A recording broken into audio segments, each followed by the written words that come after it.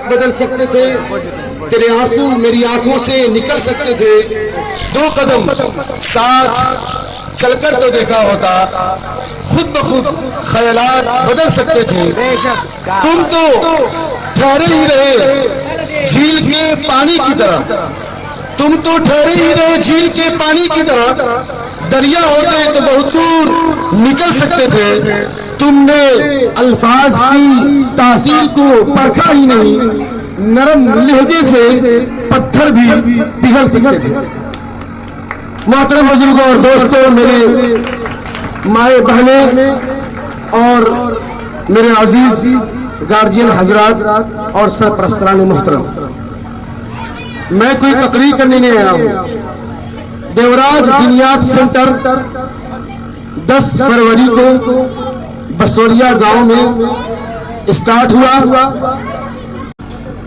10 فروری 2018 کو میں کرناٹک سے سفر کیا، اپنے گاؤں میں قیام کرنے کی میں نیت ٹھانا، اور اپنے دوستوں اور بزرگوں اور علماء کرام کے مشورے سے میں یہ سوچا کہ میں دنیات سینٹر کو اس بسوریا میں بزرگوں کی دعا سے قائم کروں۔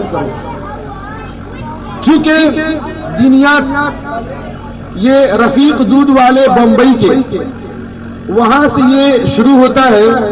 سن 1991 میں 100 علماء کرام بمبئی کے اندر میٹنگ ہوتی ہے، جمع ہوتے ہیں، اور وہاں بیٹھ کر سوچتے ہیں کہ آج امت ہماری، کبھی نعرہ آتا ہے گھر واپسی کا، کبھی نعرہ آتا ہے رامائن پڑھنے کا، کبھی بات آتی ہے وندے ماترم بولنے کا، کبھی بات آتی ہے نمستے کہنے کا، تو کبھی اس طرح کی باتیں آتی ہیں۔ اور ہمارے سچر کمیٹی کی رپورٹ کے حساب سے 96% مسلمان کے بچے اسکولوں میں پڑھتے ہیں، 96%۔ صرف 4% بچے ایسے ہیں جو مدرسے میں پڑھتے ہیں، اور وہ 4% بچے کون ہیں؟ جو غریب کے بچے ہیں، جن کے یہاں کوئی تہذیب نہیں ہے، نہ کپڑا میلا، بولی صحیح نہیں، وچار صحیح نہیں۔ اب وہ بچے جب مدرسے میں جاتے ہیں تو کیا ہوتا ہے، ان کو سماج صحیح نہیں ملتا ہے، ایجوکیٹڈ فیملی نہیں ہوتی ہے، تو ان کو سنوارنے میں ٹائم لگتا ہے، اور ہمارے تمام 96% بچے اسکول میں چلے جاتے ہیں۔ اب وہ اسکول میں جانے کے بعد ان کو اپنے قرآن پر ڈاؤٹ ہونے لگتا ہے، شک ہونے لگتا ہے۔ تو دنیا کے لیے رفیق دودھ والے جو جماعت کے پکے ساتھی ہیں، انہوں نے 100 علماء کرام کو جمع کیا، اور جمع کر کے اس کام کی شروعات کی، اور کہا کہ ہم ایک ایسی کتاب لکھتے ہیں کہ جس کتاب میں کسی رائٹر کا نام نہیں ہوگا، کیونکہ مسلمان بھی فرقوں میں بٹ گئے ہیں، کوئی دیوبندی ہے، کوئی بریلی ہے، کوئی اہل حدیث ہے، کوئی کچھ ہے۔ تو دیوبندی والے بریلی کتاب نہیں پڑھتے ہیں، بریلی والے دیوبندی کتاب نہیں پڑھتے ہیں، تو ہم ایسی کتاب رکھتے ہیں جس کو سب لوگ پڑھ لیں۔ چنانچہ آج 2017 میں ایک رپورٹ پورے دنیا کی رپورٹ آئی، پورے ہندوستان کے اندر، تو 28 ملکوں میں دنیات کا کام چلتا ہے، 28 ملکوں میں، اور اس ہندوستان کے اندر 50,000 سینٹر دنیات کا چلتا ہے، اور الحمدللہ ان 50,001 سینٹر میں سے آپ کا بسوریا دیوراج کا بھی سینٹر ہے، جس کا لنک گورکھپور دنیات سے ہے، جس کے سرپرست حضرت مولانا مفتی متی الرحمان صاحب قاسمی ہیں۔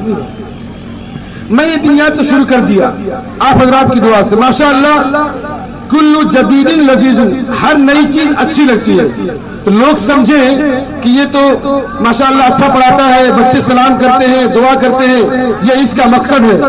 لوگ اپنے بچے کو بھیج رہے ہیں، آج بھی آپ بھیجتے ہیں، لیکن مجھے چند آپ لوگوں سے شکایت ہے۔ آپ کو جو شکایت ہے میرا دامن پکڑیے اور مجھ سے شکایت کیجیے تنہائی میں، اگر آپ واقعی میں مخلص ہیں تو۔ میرے چند ساتھی، میرے چند رشتہ دار یہ بھی کہتے ہیں کہ جاؤ سعودی کماؤ، میں ان سے جواب دیتا ہوں میں بہت خوش ہوں، الحمدللہ مجھے کوئی دقت نہیں ہے، لیکن میں یہ مکتب میں پڑھانا نہیں چھوڑوں گا انشاءاللہ آخری سانس تک انشاءاللہ۔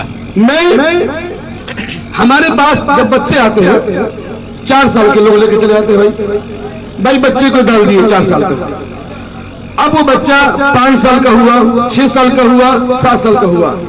اب حدیث کے حساب سے بھی بچہ جب 7 سال کا ہوتا ہے تو اس کو نماز کی تعلیم دی جاتی ہے، تو پتہ یہ چلا کہ 7 سال میں بچے کا پڑھنے کا ذہن شروع ہو جاتا ہے. اب یہ گنتے کا 1 سال 2 سال 3 سال اور کیا کہتے ہیں حافظ جی 3 سال ہو گئی لڑکیوں کو کچھ ہی نہ چلنا. ارے بھائی میرے نبی سے پوچھو, میرے نبی کہتا ہے کہ بچہ جب 7 سال کا ہوتا ہے تو اس کی دینی تعلیم شروع کر دو. مطلب یہ ہوا کہ یہ 3 سال جو آپ کاؤنٹ کر رہے ہیں یہ کاؤنٹنگ نہیں آئے گا. پھر اچھا شروع میں آتے ہیں, میں کہتا ہوں کہ بھائی مجھے مت دیجیے آپ, تو کہتے ہیں صدام بابو کم سے کم اٹھے بیٹھے کے سیکھی. میں نے کہا چلو بھائی ٹھیک ہے. اب اٹھے بیٹھے کے سیکھی کے نام پر یہ سال بھی کاؤنٹ کرنا شروع کر دیتے ہیں, مہینہ بھی کاؤنٹ کرنا شروع کرتے ہیں, جو کہ اچھی بات نہیں ہے. اس لیے میں کہتا ہوں جو بچہ 5 سال میں آیا وہ 10 سال تک قرآن شریف اچھے سے پڑھے گا, کیونکہ ہمیں مجہول نہیں پڑھنا, یہ نہیں پڑھنا ہم کو قرآن کریم معروف پڑھنا ہے بچے کو. دوسری شکایت جو مجھے صاحب مجھے یہ ہے کہ چند بچیاں ایسی ہیں جو 11 سال کراس کر رہی ہے, 12 سال کراس کر رہی ہے, تو کہتے ہیں گارجین بابی اب تم مت جا پڑھو. میں نے معلوم کیا بھائی کیوں پڑھنے مت جاؤ, تو کہتے ہیں کہ بابی سیان ہو گئی. ہم نے کہا بہت اچھی بات ہے بھائی, اس کو گھر میں پیک کر لو, اچھی بات ہے, پڑھنے نہیں آنا چاہیے. ہم نے کہا کہ بابی تو کہاں پڑھنے جاتی ہے, تو حافظ جی اب ہم کوئی پڑھے نہ جانی, امی کہنا سی اور ابا کہنا وہ کب تو سیان ہو بڑھو گھرے رہو, بس ہم پڑھے جانی گرل اسکول میں, ہم پڑھے جانی فلاں سو اکھلیش سر لگے, विकास सर लगे, सुदेश सर लगे. अरे बाबी तो वहां तू कहाँ चली, तो वो सब लोग ने खा दिन भर तस्बीह हिलावला, सब पूरा ईयर बा. तो घर के लोग कह रहा कि ईयर नहीं जाए के बाकी हर जगह जाए के बाद. ये कितना अफसोस की बात है भाई. मैं उससे पूछता हूं बच्चों से कि ये बताओ अगर तुम्हारे गार्जियन ये कहते हैं पैसे की कमी है, मैं बोलता हूं नहीं बोलता हूं, पैसे की कमी है, अगर वो तुम्हारे फीस के डर से तुम्हारी पढ़ाई छोड़ा है मुझसे बात करो, तनहाई में मुझसे बात करो, मेरे पास फंड है. हमारे चंद दोस्त बोलते हैं जो बच्चे गरीब हैं आप उनकी एडमिशन लीजिए, हम उनका दाखिला करेंगे, हम उनका पैसा भरेंगे. लेकिन अल्हम्दुलिल्लाह जो हमसे जुड़े हुए वो जानते हैं कि जो लोग पैसे कम करते हैं मैं उनको बोलता हूँ हमारे पास फंड है, हम उस फंड से आपका पैसा पूरा कर देंगे. अगर आपका फीस नहीं है तो मैं हमारे उलमा किराम की मुअद्दबाना गुजारिश आप लोगों से कि आप लोग अपने बच्चों की दीनी तालीम मत छोड़िए. हमें कुरान खुलवाना नहीं है, हमें बच्चों को हदीस सिखवाना है, हमें बच्चों को मसाइल सिखाना है, हमें बच्चों को बहिश्ती जेवर सिखवाना है, हमें बच्चों को कम से कम 5 किताबें दीन की बुनियादी बातें सिखा देनी है ताकि बच्ची जब कल जाकर के माँ बने तो अपने बच्चों की सही तरबियत कर सके, ताकि बच्चा जब जाकर कल बाप बने तो अपने बच्चों की सही तरबियत कर सके. और लिखा है कि नीम हकीम खतरे जान और नीम मुल्ला खतरे ईमान, कि जिसका आधा डॉक्टर हो वो सुई ऐसा देगा मार देगा, जिसकी आधी नॉलेज हो वो ईमान को बेच देगा. इसलिए आपसे गुजारिश है कि अपने बच्चियों को महज बड़े होने के नाम पर पूरी दुनिया भेजते हैं और दुनियात में नहीं भेजते हैं, ये मेरे लिए अच्छी बात नहीं है. मैं इससे पहले बच्चों को तालीम के नहीं कहता था क्योंकि मेरे बच्चे जानते हैं मैं डरता था कहीं लोग कहने लगेंगे सदामुआ पैसा के चक्कर में हाफिज बहुत आवाज पढ़े. इस डर से मैं अब तक सब लोग जानते हैं जो मेरे पास पढ़ाते हैं मैं किसी को नहीं बोलता हूँ मेरे पास बच्चे भेजो.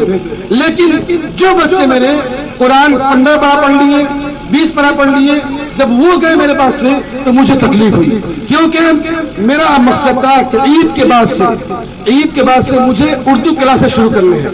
उन बच्चों को उर्दू क्लासेस और बहिश्ती ज़बर की मुझे तालीम देनी है, लेकिन वही बच्चे हाथ से निकल गए. अभी जितने आए मासूम बच्चे इनको पोसूंगा पालूंगा और जहां ये बकरे यहाँ होंगे कुर्बानी कर दिया जाएगा. फिर क्या फायदा, उसका गोश्त पाल कर खा लो, फिर वो भी चला गया, उसको कुछ भी याद नहीं रहेगा. तो माहौल बदलने दीजिए. मुस्लिम पर्सनल लॉ बोर्ड इमारत शरिया ने हम लोग मीटिंग में गए थे बेतिया, तहफ़्फ़ुज़ उर्दू के नाम से एक सीरीज चल रही है कि आज नरेंद्र मोदी साहब, योगी साहब, भाजपा और क्या क्या हम बोलते हैं उर्दू को खत्म कर दिया, उर्दू को खत्म कर दिया, इस्लाम को खत्म कर दिया. मेरे भाई आप हजरात जितने हैं इसमें से कितने लोग उर्दू जानते हैं और अपने बच्चों की उर्दू की फिक्र कौन करते हैं? जब आप नहीं फिक्र कीजिएगा तो फिर कौन इसकी फिक्र करेगा? दूसरों पर दोष देना बेहतर नहीं है. इमारत शरिया ने इसकी गुहार लगाई है कि हर मोहल्ले के अंदर और जगह जगह उर्दू के निजाम को शुरू किया जाए.